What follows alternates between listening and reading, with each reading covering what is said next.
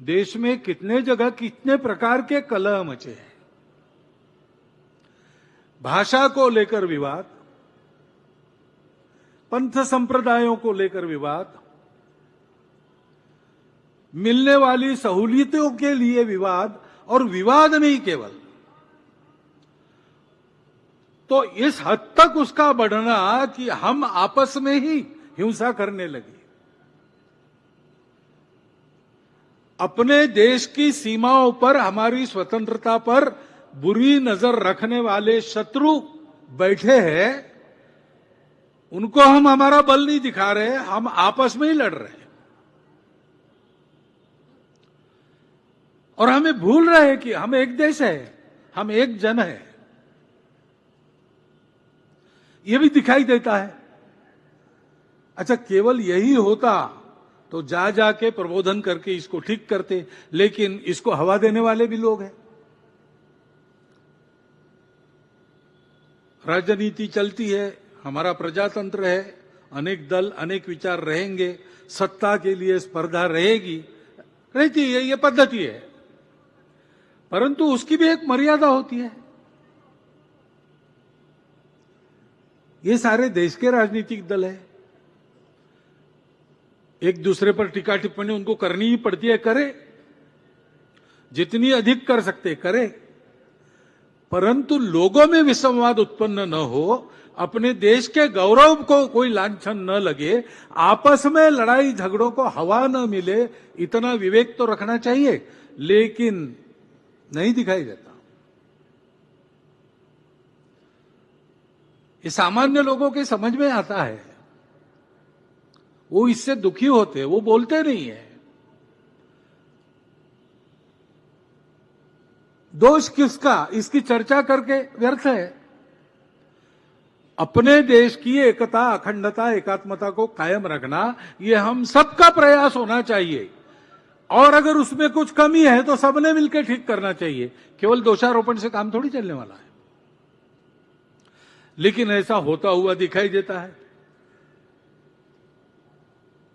और दूसरी भी बात है कि थोड़ी बहुत हमारे मन में भी बीच के काल में जो भेद आए, जात पात के भेद आए,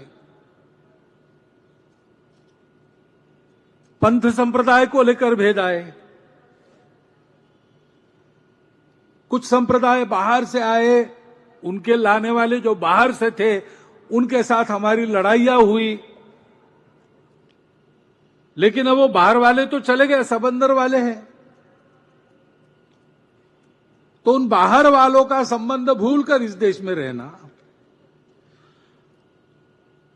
और अभी भी वहां के प्रभाव में यहां जो लोग हैं वो बाहर वाले नहीं, वो अपने ही है, ये समझ के उनके साथ व्यवहार करना, अगर उनके सोचने में कोई कमी है तो उनका योग्य प्रबोधन करना हम सबकी जिम्मेवारी है। लेकिन इस भेद दृष्टि के कारण भी ऐसी जब बातें होती है तो उसके चपेट में हम भी आ जाते। कोरोना वायरस का अपना क्या सामर्थ्य है वो है, लेकिन हमारी इम्यूनिटी कम थी, ये भी एक कारण रहता है। ऐसे देश के अंदर नहीं तो देश के बाहर तो भारत को नीचा दिखाना चाहने वाले शत्रु है, अपने स्वार्थ के लिए भारत को दबाए रखने वाले, आपस में झगड़ता लड़ता रखना चाहने वाले लोग हैं। उनको अवसर मिलता है, वो इसको और चौड़ा करने के लिए तरह तरह के कुचक्र रचते हैं, उसको भी हम महसूस करते हैं।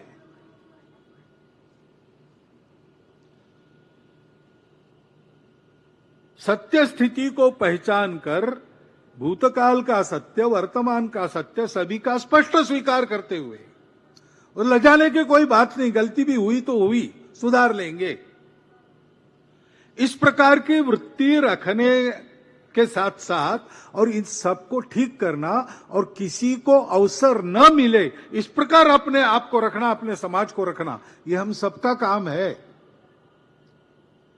लेकिन एक दूसरों के अहंकार के चलते, भेद के चलते, ये जो भूतकाल का बैगेज अपने साथ हमने रखा है, उसके चलते हम एकरस होने से डरते हैं। हमको लगता है कि पूरा भारत ये मेरी मातृभूमि है, उस मातृभूमि के भक्ति में हम समरस हो गए तो मेरी अलग पहचान चली जाएगी। किसको चाहिए अलग पहचान?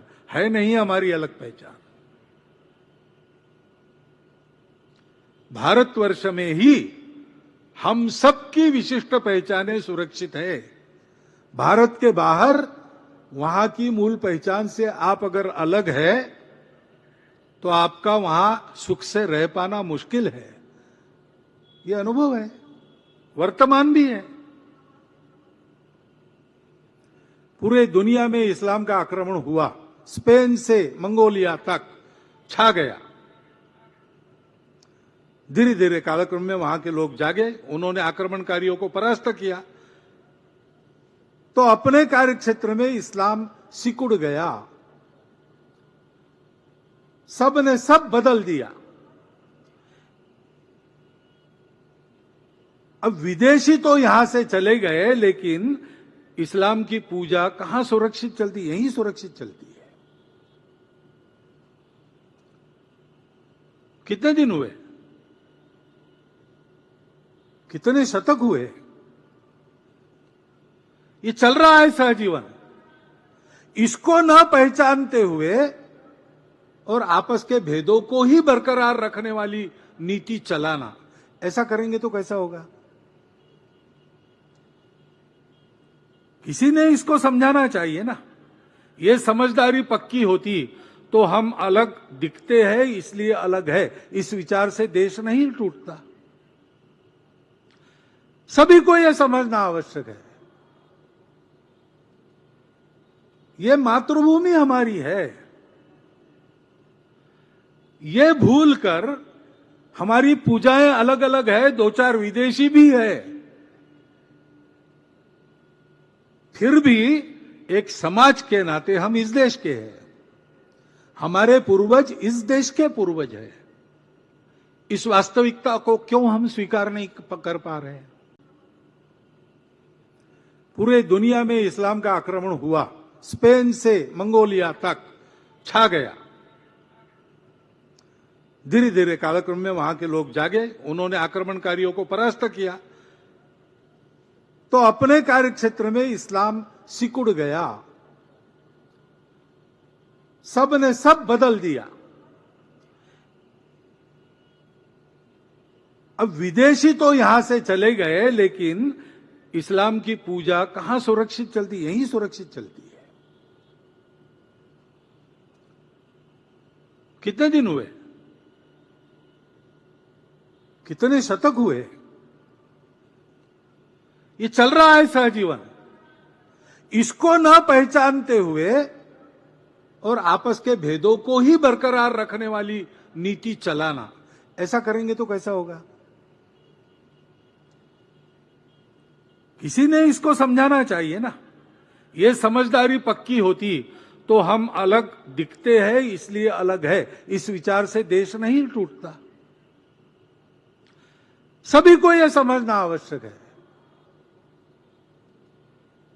ये मातृभूमि हमारी है। ये भूलकर हमारी पूजाएं अलग अलग है, दो चार विदेशी भी है,